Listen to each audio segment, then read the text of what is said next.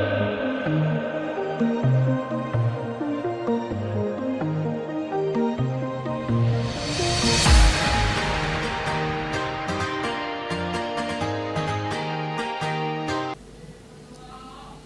very good morning. In this session, the second lecture of human reproduction, we are going to study organs one by one, and the first organ listed on the board is testis. यानी हम लोग आज के second lecture में testis the primary sex organ in human male को study करेंगे. Primary sex organ यानी testis को अगर हम एक्सप्लेन करें तो हमने कहा कि testis are primary sex organs और गोनैड्स इन ह्यूमन मेल. ये एक pair testis human reproductive system का प्राइमरी सेक्स ऑर्गन है. ये इन्वॉल्व है किसमें? Involve in producing gametes and secreting hormones androgens, primarily testosterone. Testosterone का काम क्या है? Testosterone controls secondary sexual characters in human mail, और इसी कैरेक्टरिस्टिक को हम लोग क्या बोलते हैं? Development of male characteristic. यानी बच्चे के जन्म के बाद मेल और फीमेल आइडेंटिकल ग्रोथ करते हैं, but after the fall of puberty male boy and girls follow changes in the different way. और ये जो चेंजेस है, मेल का अलग चेंज, फीमेल के बॉडी पर अलग चेंज, उसी चेंज को हम लोग क्या बोलते हैं? Development of secondary sexual character. और इस सेकेंडरी सेक्सुअल कैरेक्टर का control hormone testosterone, primarily testosterone के हेल्प से होता है. इसके बाद टेस्टोस्टेरोन का सेकेंड इंपॉर्टेंट काम क्या है? ये स्टिमुलेट करता है टेस्टिस के अंदर प्रेजेंट सेमिनेफरस ट्यूब्यूल के जर्मिनल एपिथेलियम सेल्स, स्पर्मेटोगोनिया को. किसके लिए स्टिमुलेट करता है? ये स्टिमुलेट करता है स्पर्मेटोगोनिया को for going spermatogenesis.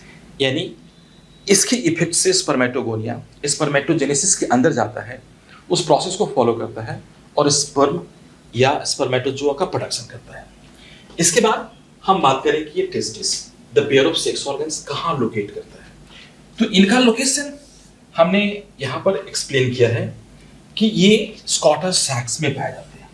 सैक्स means cavity, यानी स्कॉटम के अंदर के कैविटी को स्कॉटल सैक बोलते हैं. ये कैविटी कहाँ पर प्रेजेंट है? तो स्कॉटम में प्रेजेंट है. अभी स्कॉटम क्या है, इस स्कॉटम को हम एक्सप्लेन करें. सो सी स्कॉटम.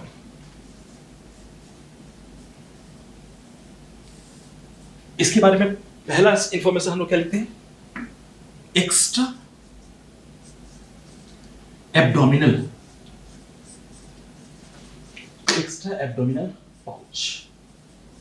यानी एक्स्ट्रा मींस बाहर का, यानी एब्डोमेन के बाहर का एक पाउच. किसका पाउच है? सो ये पिगमेंटेड स्किन पाउच है. पिगमेंटेड स्किन पाउच यानी स्किन का पाउच है, डेंसली पिगमेंटेड है, इसलिए डार्क अपीयर करता है. साथ ही साथ इस पर प्यूबिक हेयर इसको सराउंड करते हैं. सी आगे देखिए तो internally it is divided into two sacs by septum scotti. Two sacs, and these sacs are called scrotal sacs. Scrotal sacs. तो प्राइमरी इंफॉर्मेशन स्कॉटम के बारे में आ रहा है कि ये एक्स्ट्रा एब्डोमिनल पाउच है, एब्डोमेन के बाहर लोकेट करता है. ये कैसा है? तो स्किन का बना हुआ है. कैसा है? पिगमेंटेड है, यानी डार्क अपीयरेंस इसकी है. इस पर क्या होता है? प्यूबिक हेयर इसको सराउंड करते हैं. इसके बाद हम इसके अंदर गए तो पता चला कि ये डिवाइड करता है इनटू सैक्स, और इस सैक्स को कहते हैं स्कॉटल सैक्स. और इसका डिवीजन कौन प्रोड्यूस करता है? ये सेप्टम, जिस सेप्टम का नाम है सेप्टम स्कॉटी। ओके, अब हम लोग स्कॉटम के बारे में और थोड़ा सा डिटेल लें। तो स्कॉटम के बारे में जब डिटेल लें तो कहे कि स्कॉटम इट रिमेन, आप पहले तो ये ओरिजिनेट कहां से करता है? It is originated from the lower abdomen. ये, और यहां पर एक इंपॉर्टेंट चीज जो हमारा क्वेश्चन का आंसर बनता है, लोअर एब्डोमेन। यहां एक इंपॉर्टेंट कंटेंट बनता है क्या?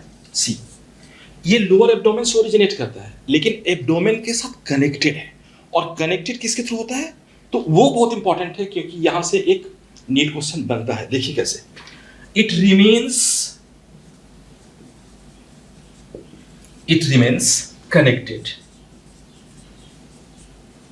connected by the abdomen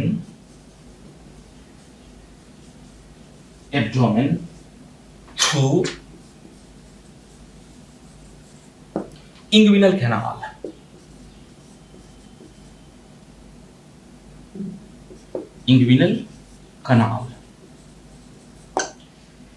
यानी इसकी ओरिजिनेशन लोअर एब्डोमेन से होती है, और लोअर एब्डोमेन से ओरिजिनेट करने के बाद ये एब्डोमेन के साथ कनेक्टेड है, लेकिन कनेक्टेड एक कैनाल के थ्रू होता है, और इस कैनाल को हम इंग्विनल कैनाल कहते हैं। ठीक है, अब यहां एक चीज देखें कि इस स्कॉटम में ह्यूमन का टेस्टिस कब डिसेंड करता है। So human testis descend in the scrotum जब मेल का फीटस, यानी फीटस का एज 7 मंथ है, तो उस 7 मंथ के बाद ये टेस्टिस स्कॉटम में डिसेंड करता है। यहां हम लोग लाइन लिखते हैं, in human testis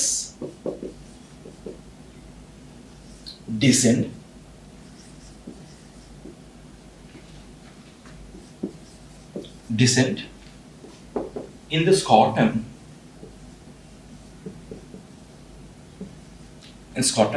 when the age of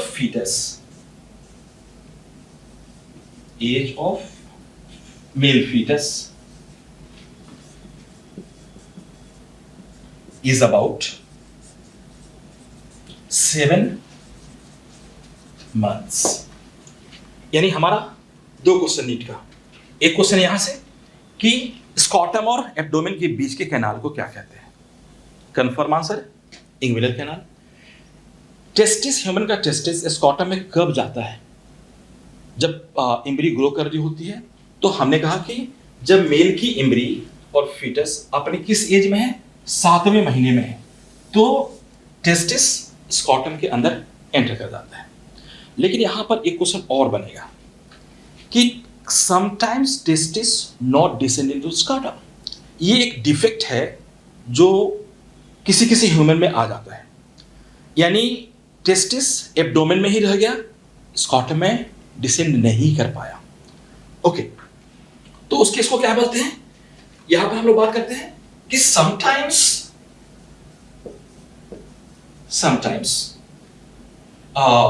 testis fail to descend in the scrotum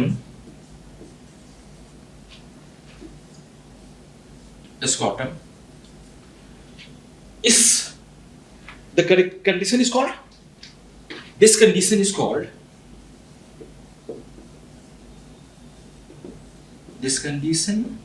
is called cryptorchidism। This is cryptorchidism।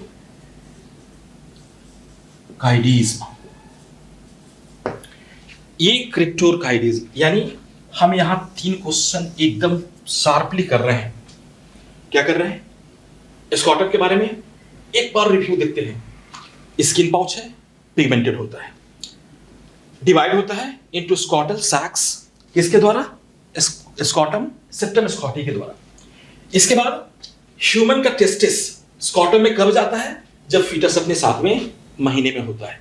इसके बाद हमने कहा कि एक डिफॉर्मिटी भी आती है जब टेस्टिस स्कॉटम के अंदर नहीं जा पाता है। सो उस कंडीशन को हम लोग क्या बोलते हैं? क्रिप्टोरगाइडिज्म बोलते हैं। ठीक है। अब स्कॉटम का काम क्या है? तो स्कॉटम का काम क्या है?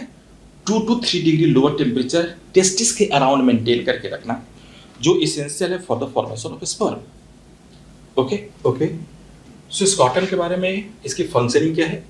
ये टेस्टिस के around 2 to 3 degree lower temperature maintain रखता है then the normal body temperature. ये इस काम को कैसे करता है? तो इसको जरा सा समझे बात को, और यहाँ से भी हमारा क्वेश्चन बनेगा।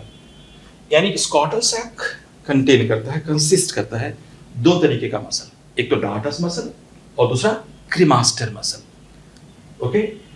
डार्टस मसल और क्रीमास्टर मसल, ये दोनों मसल स्कॉटल सैक के पोजीशनिंग को कंट्रोल करते हैं, और by controlling the positioning of scrotal sac they help in maintaining lower temperature. क्या मतलब हुआ इसका? अगर टाइम विंटर का है, जहां पर बाहर का टेम्परेचर, सराउंडिंग टेम्परेचर काफी लो है, तो ये दोनों मसल कॉन्ट्रैक्टेड फॉर्म में है, और इनके कॉन्ट्रैक्शन के चलते स्कॉटम काफी सिकुड़ा हुआ होता है और टेस्टिस बॉडी के नजदीक होती है, और बॉडी से वो रिक्वायर्ड टेम्परेचर गेन करके अपने अराउंड ये टेम्परेचर मेंटेन करता है। ड्यूरिंग समर ये मसल्स, दोनों मसल्स रिलैक्स हुए, और इन मसल के रिलैक्सेशन के चलते स्कॉटल सैक्स एब्डोमेन से दूर चला जाता है, और जो हमारे बॉडी ने जो एक्स्ट्रा हीट गेन किया हुआ है, उस एक्स्ट्रा हीट से ये टेस्टिस को प्रिवेंट करता है और टेस्टिस के अराउंड लोअर टेम्परेचर को मेंटेन करता है। सो यहाँ पर ये दो मसल्स का नाम याद रखना बहुत जरूरी है, एक तो डार्टस मसल और दूसरा क्रीमास्टर मसल। अब क्रीमास्टर मसल का यहीं पर देख लें, बाद में और हम लोग थोड़ा डिटेल में देखेंगे।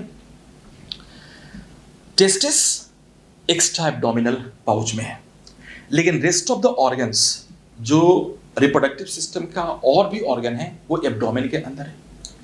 तो अब टेस्टिस का कम्युनिकेशन उन ऑर्गन से जो एब्डोमेन के अंदर है उनका कैसे होगा? तो आप देखो, स्कॉटम यानी testis communicate with the organs present in the abdomen through spermatic cord. किसके द्वारा? यानी स्पर्मेटिक कॉर्ड, ये स्पर्मेटिक कॉर्ड टेस्टिस का कम्युनिकेशन बना के रखता है किसके साथ? रेस्ट ऑफ द ऑर्गन्स जो एब्डोमेन के अंदर है।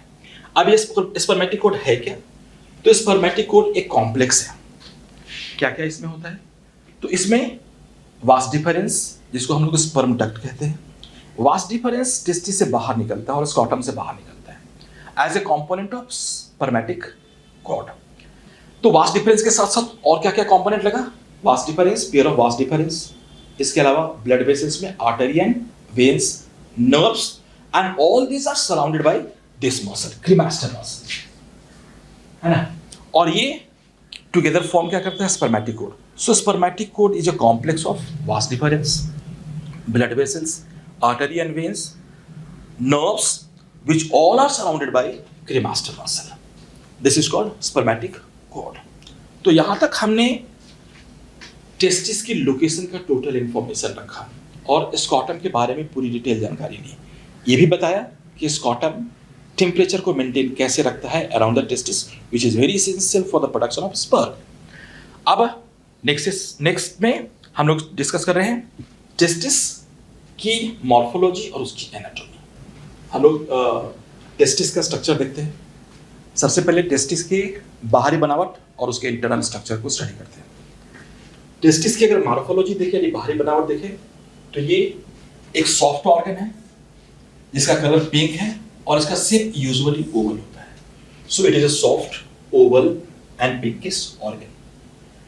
अब एक टेस्टिस के बारे में बात करें तो इसका लेंथ रफली 5 सेंटीमीटर है, इसकी विड्थ 3 सेंटीमीटर है, इसका थिकनेस नियरली 2.5 सेंटीमीटर है और इसका वजन लगभग 12 ग्राम है, 12 ग्राम इन वेट। ये टेस्टिस की मॉर्फोलॉजी हुई।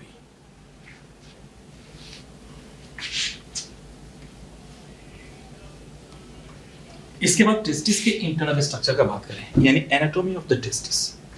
आप देखिए यहाँ पर हमने एक टेस्टिस को रफली ड्रॉ किया है। सबसे पहले टेस्टिस की कवरिंग का बात करते हैं।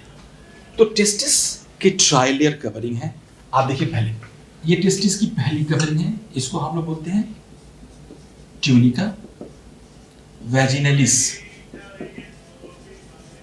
ट्यूनिका वैजिनलिस, ये पोर्शन आप देखिए, ये मेन कवरिंग है, इसको कहते हैं ट्यूनिका एल्ब्यूजिनिया। और यही ट्यूनिका एल्ब्यूजिनिया टेस्टिस को स्कॉटल सैक से अलग करता है। यानी स्कॉटल सैक और टेस्टिस के बीच का जो मार्जिन लाइन है, जो डिवाइडिंग लाइन है, वो ट्यूनिका एल्ब्यूजिनिया है। और जो इंटरनल लेयर है, ये इंटरनल लेयर, इसको बोलते हैं ट्यूनिका वैस्कुलोसा। ट्यूनिका वैस्कुलोसा, ये ट्यूनिका वैस्कुलोसा है। इसके बाद अब हम यहां देखें, ये जो ट्यूनिका एल्ब्यूजिनिया है वो अंदर की तरफ, यहां देखें इनफोल्ड से अंदर की तरफ फोल्ड डेवलप किया है। और इस फोल्ड के डेवलपमेंट से इस फोल्ड को हम लोग क्या बोलते हैं, मीडियास्टीनम, टेस्टिस मीडियास्टीनम बोलते हैं। और यही टेस्टिस मीडियास्टीनम टेस्टिस को इंटरनली नियरली 250 कंपार्टमेंट्स में बांटता है। यानी दिस सेप्टम और mediastinum, this divides testis into compartments, and these compartments are called testicular lobe. Testicular lobes. और ये एक टेस्टिस में कितने 250 ईच टेस्टिस, ये इसका नंबर है। अब हर टेस्टिकुलर लोब के अंदर चले, आप देख रहे हैं हर टेस्टिकुलर अंदर ट्यूब के अंदर, लोब के अंदर अल्ट्रा क्वाइल्ड ट्यूब्यूल्स है। और ये अल्ट्रा क्वाइल्ड ट्यूब्यूल्स, इसको हम लोग क्या बोलते हैं, these are called seminiferous tubule. और इन सेमिनिफेरस ट्यूब्यूल के बीच में आप देखें जो स्पेस है, ये स्पेस किसके द्वारा फिल होता है, कनेक्टिव टिश्यूज के द्वारा। यानी ये कनेक्टिव टिश्यू है, कनेक्टिव सेल्स है। और इस कनेक्टिव सेल्स को हम लोग क्या बोलते हैं, लेडिक सेल्स बोलते हैं या इंटरस्टिशियल सेल बोलते हैं, जो एंडोक्राइन नेचर का है और इन्वॉल्व होता है सिक्रीशन ऑफ हार्मोन्स में। आगे बढ़ते हैं। अब आप देखो यहां सबसे पहले बात करने की, एक कंपार्टमेंट में कितने सेमिनिफेरस ट्यूब्यूल रह सकते हैं। तो एक कंपार्टमेंट में 1 से लेकर 3 तक, 1 भी, 2 भी या 3 भी, 1 से लेकर 3 सेमिनिफेरस ट्यूब्यूल तक रह सकते हैं। और एक टेस्टिस में नियरली 500 सेमिनिफेरस ट्यूब्यूल होते हैं, 500। अगर हर सेमिनिफेरस ट्यूब्यूल को अनक्वाइल्ड किया जाए, so uncoiling each seminiferous tubule is about 70 to 80 centimetre in length. ठीक है, लेकिन आप देखो यहां से, ये सेमिनिफेरस ट्यूब्यूल जब टेस्टिकुलर लोब से बाहर निकलते हैं, तो टेस्टिकुलर लोब से जब बाहर निकले तो ये स्ट्रेट शॉर्ट स्ट्रेट ट्यूब्स में, यहां दिख रहा है, ये शॉर्ट स्ट्रेट ट्यूब्स में ये निकल के आ रहे हैं। और इस शॉर्ट स्ट्रेट ट्यूब्स को क्या बोलते हैं, यानी ट्यूब्यूली रेक्टी। ट्यूब्यूली रेक्टी, यानी ट्यूब्यूली रेक्टी कोई स्ट्रक्चर नहीं है, ये सेमिनिफेरस ट्यूब्यूल अल्ट्रा क्वाइल्ड है। तो जब टेस्टिकुलर लोब से सेमिनिफेरस ट्यूब्यूल बाहर आया और वो शॉर्ट एंड अनक्वाइल्ड ट्यूब्स में कन्वर्ट हुआ, कितने, यहां तो 500 है, लेकिन ये आपस में फ्यूज करके कितने, तो नियरली 20 to 30 इनका स्ट्रक्चर हो जाता है। इनको ट्यूब्यूली रेक्टी बोलते हैं। और यही ट्यूब्यूली रेक्टी बाद में किसके साथ फ्यूज करते हैं, तो fine network of tubules, ultra fine network of tubules के नेटवर्क में। और इस नेटवर्क को हम लोग क्या बोलते हैं, दिस इज कॉल्ड रेटी टेस्टिस। रेटी टेस्टिस, ओके। तो सेमिनिफेरस बाहर आए और फ्यूज करके कितने बने, 20 to 30 ट्यूब्यूली रेक्टी। ट्यूब्यूली रेक्टी का फ्यूजन कहां पर हो रहा है, रेटी टेस्टिस में, जो नेटवर्क है फाइन ट्यूब्यूल्स का। अब ट्यूब्यूली, ये रेटी टेस्टिस के आगे देखिए, ये शॉर्ट स्ट्रेट स्ट्रक्चर्स है इस शॉर्ट स्ट्रक्चर्स को क्या बोलते हैं? वासा इफ्रेंसिया। वासा इफ्रेंसिया। और ये वासा इफ्रेंसिया क्या करता है? ये टिबुली रेक्टी से स्पर्म का ट्रांसफर एपिडिडाइमिस, और ये स्ट्रक्चर एपिडिडाइमिस है। एपिडिडाइमिस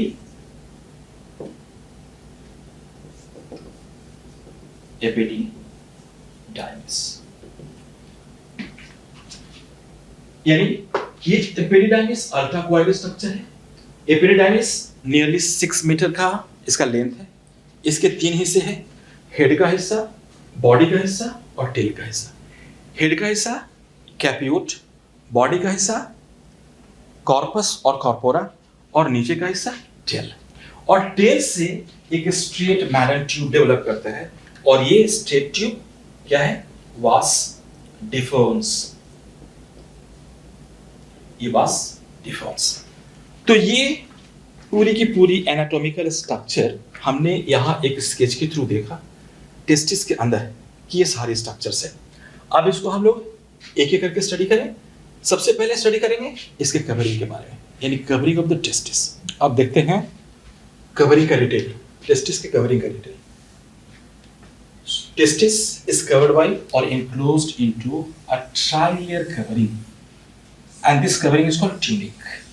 यानी एक हर टेस्टिस एक ट्राइलेयर कवरिंग से कवर्ड है, और उस कवरिंग को क्या कहते हैं? ट्यूनिक कहते हैं। अब इस ट्यूनिक का 3 लेयर क्या क्या है? आप देखिए, पहला layer it is called tunica vaginalis. Tunica vaginalis is the outer most covering. ये आउटर मोस्ट कवरिंग है। इट इज बाइलेयर्ड, ये 2 लेयर का है, और 2 लेयर के बीच में एक सैक है। बाहर वाले लेयर को पेराइटल मेम्ब्रेन, अंदर वाले लेयर को विसेरल मेम्ब्रेन। और आप 11 में पढ़े हैं, जिस भी स्ट्रक्चर के अंदर अगर कैविटी है और इस कैविटी के दोनों वॉल पेराइटल और विसेरल है, तो ये कैविटी कौन सी हुई? ये coelomic cavity. So it is a coelomic cavity. Outer wall is parietal wall, inner wall is visceral wall. आगे देखिए, ये कन्फाइंड कर, ये this covering not encloses the entire testis. ये पूरे टेस्टिस को कवर नहीं करता है, ये एक पर्टिकुलर साइड तक ही कन्फाइंड रहता है, पूरे टेस्टिस को कवर नहीं करता है। और तो इसका काम क्या है? इसका काम टेस्टिस का मूवमेंट, यानी it provides frictionless movement of the testis inside the scrotal sac. Scrotal sac के अंदर टेस्टिस का बिना किसी घर्षण के साथ, बिना किसी फ्रिक्शन के साथ मूवमेंट को ये रेगुलेट करता है, कंट्रोल करता है। इसके बाद हम लोग आ गए दूसरे लेयर पर, मिडिल लेयर, और इस मिडिल लेयर को कहते हैं ट्यूनिका एल्ब्यूजिनिया। ट्यूनिका एल्ब्यूजिनिया के बारे में हमने पहला लाइन यहां पर मेंशन किया है कि this is called main covering. ये मेन कवरिंग है क्योंकि ये टेस्टिस को पूरी तरीके से कवर अप करता है, और ये टेस्टिस को सेपरेट करता है स्कॉटल सैक के वॉल के साथ। इस किसका बना है? ये व्हाइट फाइब्रस कनेक्टिव टिश्यू का बना होता है, और ब्लड वेसल के नीचे वेस्कुलोसा में ब्लड वेसल के प्रेजेंस के चलते ये पिंकिश अपीयरेंस जो टेस्टिस की आती है, ये ट्यूनिका वैजिनालिस के चलते आती है। इसके बाद आप देखिए, ये ट्यूनिका वैजिनालिस टेस्टिस के इनसाइड इनवर्ड फोल्ड्स प्रोड्यूस करता है, और ये फोल्ड्स और मेडियास्टिनम इंटरनली टेस्टिस को 250 कंपार्टमेंट्स में डिवाइड कर देता है, और इन कंपार्टमेंट्स को हम क्या बोलते हैं? टेस्टिकुलर लोब्स बोलते हैं। अब फाइनली हम कहां पहुंच गए? लास्ट और इनर मोस्ट कवरिंग के ऊपर। Inner most covering of the tunic is called tunica vasculosa. ये किसका बना है? लूज कनेक्टिव टिश्यू का बना है, और ये हाईली वस्कुलर है। सो ये टेस्टिस की कवरिंग हो गई। अब टेस्टिस की कवरिंग के बाद हम लोग कंपार्टमेंट के अंदर के स्ट्रक्चर को स्टडी करते हैं। तो वहां पर क्या है? Seminiferous tubule. नेक्स्ट स्टडी हमारा सेमिनिफेरस ट्यूब्यूल का। अभी हम लोगों ने देखा कि एक टेस्टिस के अंदर 250 कंपार्टमेंट्स हैं नियरली, और हर कंपार्टमेंट को टेस्टिकुलर लोब्स कहते हैं। इस testicular lobe is filled by ultra coil tubes, and this tubes are called seminiferous tubule. Seminiferous tubule के बारे में बात करें तो हर टेस्टिकुलर लोब एक या एक से लेकर 3 तक सेमिनिफेरस ट्यूब्यूल कंटेन करता है। ऑल टुगेदर एक टेस्टिस के अंदर अबाउट 500 ट्यूब्यूल्स होते हैं, एंड अगर एक ट्यूब्यूल को अनकॉइल करते हैं, जो कि ये अल्ट्रा कॉइल होता है, अनकॉइलिंग हर ट्यूब्यूल का लेंथ नियरली 70 to 80 सेंटीमीटर होता है, ठीक है। अब सेमिनिफरस ट्यूब्यूल है तो इसकी लाइनिंग है और इसका जो वॉल है which is lined by germinal epithelium. अब जर्मिनल एपिथेलियम के बारे में हम लोग देखें। सो जर्मिनल एपिथेलियम क्या कंटेन करता है? सो सी,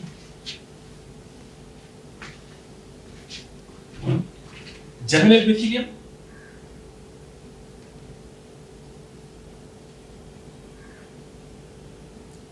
इसका सबसे पहले क्या है? क्यूबॉइडल इन आउटलाइन। इसका आउटलाइन कैसा है? क्यूबॉइडल है। इसके बाद चूंकि एपिथेलियम है तो एपिथेलियल सेल्स है। अब इसमें कितने तरह का सेल है तो आप देखिए, contains two types of cells, two types of cells। क्या क्या? सो सी, पहला प्राइमरी जर्म सेल्स और दूसरा सपोर्टिंग सेल्स। Supporting sales. अब ये primary germ cells undergo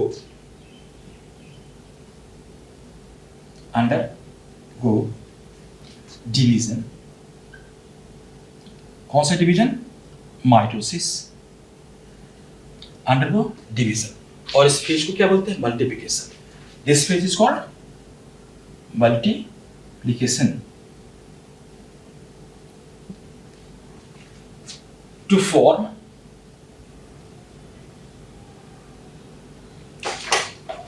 four to eight layers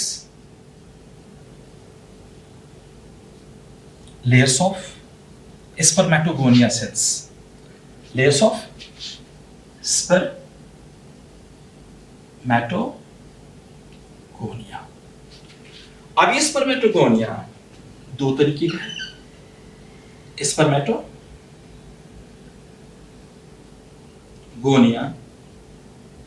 A type और दूसरा स्पर्मेटोगोनिया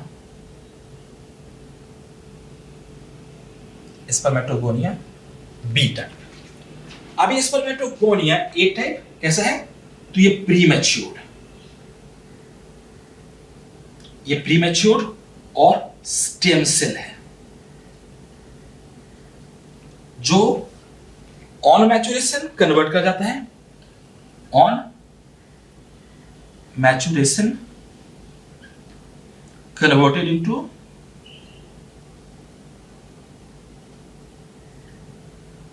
इनटू स्पर्मेटोगोनियम। और ये स्पर्मेटोगोनियम के बी के बारे में क्या कहते हैं? ये फंक्शनल जर्म सेल है, जो क्या करता है? That take part in spermatogenesis. तो ये पहले सेल के बारे में बात की, यानी जर्मिनल एपिथेलियम मेजर दो टाइप का सेल कंटेन करता है। पहले को हमने कहा primary germ cell. Primary germ cell सबसे पहले मल्टीप्लिकेशन फॉलो करता है और किसके थ्रू जाता है? Undergo division. किस प्रोसेस से? माइटोसिस के प्रोसेस से। और फॉर्म करता है 4 से लेके 8 लेयर तक सेल्स, और वो सेल्स क्या है? स्पर्मेटोगोनिया। अब ये स्पर्मेटोगोनिया प्रीमैच्योर और मैच्योर दो भाग में क्लासिफाई करता है, दो टाइप में क्लासिफाई करता है। प्रीमैच्योर स्पर्मेटोगोनिया को स्पर्मेटोगोनिया ए टाइप कहते हैं और मैच्योर को स्पर्मेटोगोनिया बी टाइप कहते हैं। ये नियरली स्टेम सेल है और जरूरत के हिसाब से ये मैच्योर करता है, और मैच्योर करने के बाद ये किस में टर्न कर जाता है? Spermatogonia B. और ये स्पर्मेटोगोनिया फंक्शनल जर्म सेल है जो स्पर्मेटोजेनेसिस का टेक पार्ट करता है। इसके बाद सपोर्टिंग सेल के बारे में बात करें तो सपोर्टिंग सेल्स को और क्या हम लोग कहते हैं? Sertoli cells. सर्टोली सेल्स ये these are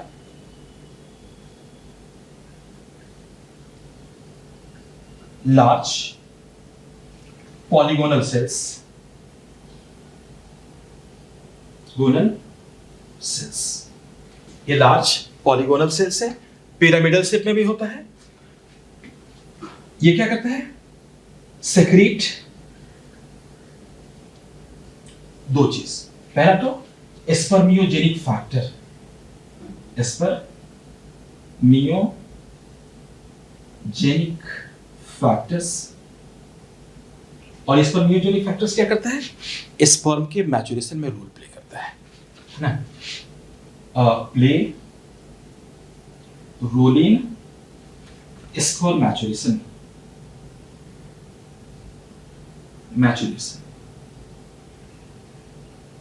दूसरा इनहिबिन,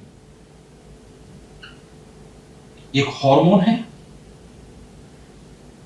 जो अमाउंट ऑफ टेस्टोस्टेरोन को कंट्रोल करता है। ये इनहिबिटरी हार्मोन है जो इनहिबिट करता है गोनेडोट्रोपिन्स को और गोनेडोट्रोपिन एफएसएच को, और ये एफएसएच के सेक्रेशन, एफएसएच और एलएच के सेक्रेशन के चलते ये रेगुलेशन ऑफ स्पर्मेटोजेनेसिस को कंट्रोल करता है। ये हमारा हुआ जेमल एपिथेलियम का इंफॉर्मेशन। इसके बाद अब हम लोग बात करें कि in between the seminiferous tubule there are found connective cells. Between the seminiferous tubules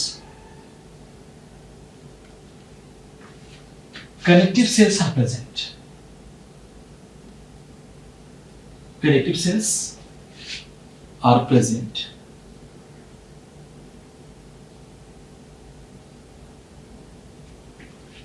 They are called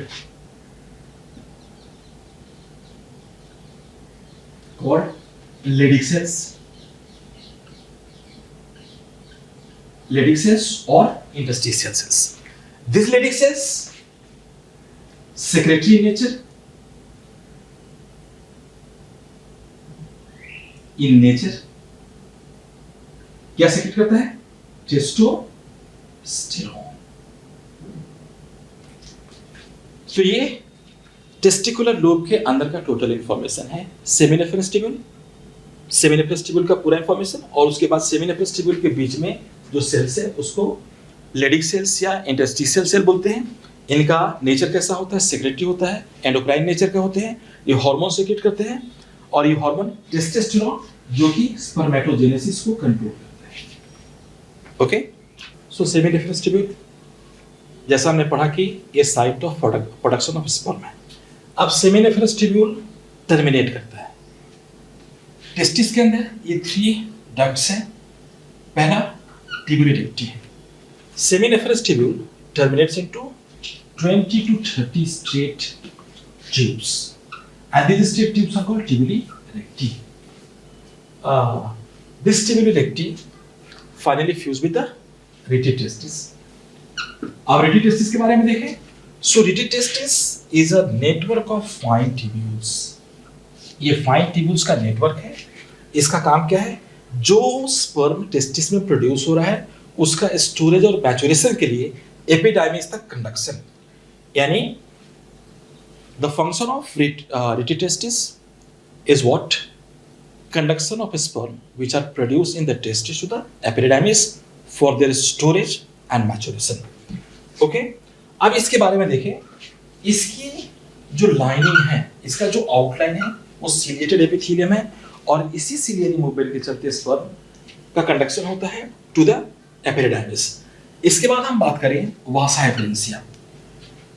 rate testis के दूसरे एंड पर nearly 10 to 20 wide straight tube arise करते हैं, और ये ट्यूब टेस्टिस से बाहर एपिडिडाइमिस को कनेक्ट करता है। यानी इन ट्यूब्स का काम क्या है? रेटे टेस्टिस को एपिडिडाइमिस के साथ कनेक्ट करना, और जो स्पर्म रेटे टेस्टिस में आया उसका कंडक्शन एपिडिडाइमिस तक कर देना। इसकी भी लाइनिंग कैसी होती है? ये भी सिलिएटेड एपिथेलियम से लाइन होता है, सिलिएटेड एपिथेलियम। और स्पर्म का मूवमेंट कैसे होगा? तो सिलियरी मूवमेंट के चलते होगा।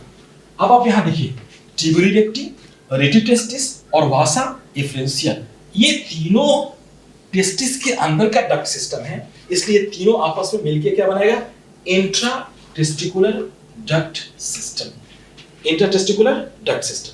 इसके बाद का डक्ट सिस्टम, यानी अब टेस्टिस के अंदर की सारी स्टडी हो गई, यानी हमने टेस्टिकुलर कंपार्टमेंट्स में पढ़ लिए, हमने टेस्टिकुलर कंपार्टमेंट के अंदर सेमिनिफरस ट्यूब्यूल का स्टडी किया, इंटरस्टिशियल सेल का स्टडी किया और उसके टोटल डक्ट का स्टडी किया।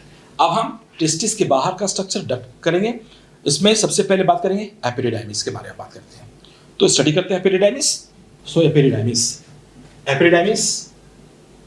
के बारे में, there one pair ultra coil duct कहां पर लोकेट करता है, found on the back side of each testis, यानी एक एपिडिडाइमिस हर टेस्टिस के, दोनों टेस्टिस के बैक साइड में लोकेट करता है और ये ऊपर से लेकर नीचे तक एक्सटेंड करता है।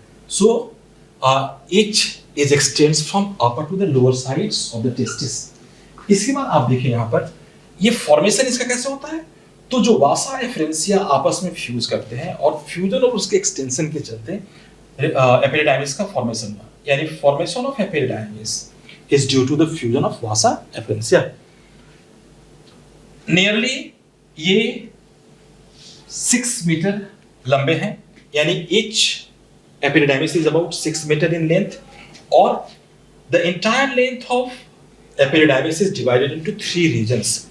Head region called capute epididymis. काम क्या करता है, storage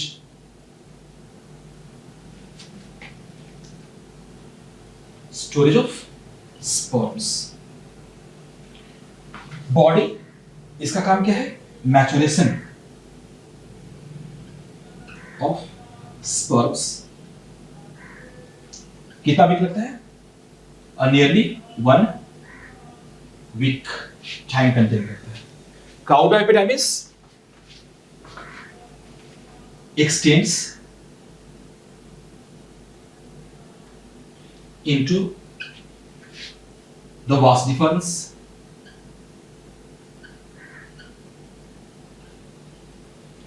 and secretion of sperm for the ejaculation, यानी ejaculation के लिए sperm का secretion। इसके अलावा epididymis produce secretion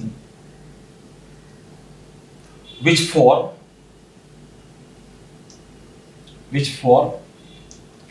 5% of the total semen,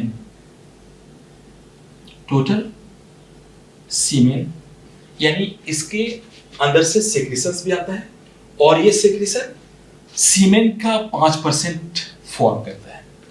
इसमें किस तरह के एपिथेलियम का लाइनिंग होती है, तो यहां पर ये नोटिसेबल है, इसकी lining lined by pseudo stratified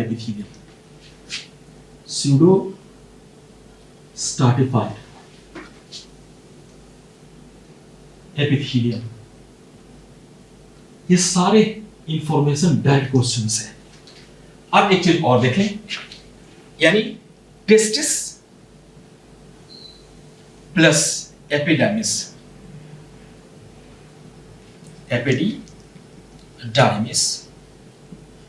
together form testicle, यानी टेस्टिस और एपिडाइमिस को एक साथ क्या कहते हैं, टेस्टिकल कहते हैं। तो ये सारा इंफॉर्मेशन एपिडिडाइमिस तक है। अब एपिडिडाइमिस के बाद नेक्स्ट स्टडी हमारा क्या होगा, वास डिफरेंस और उसके बाद का डक्ट सिस्टम।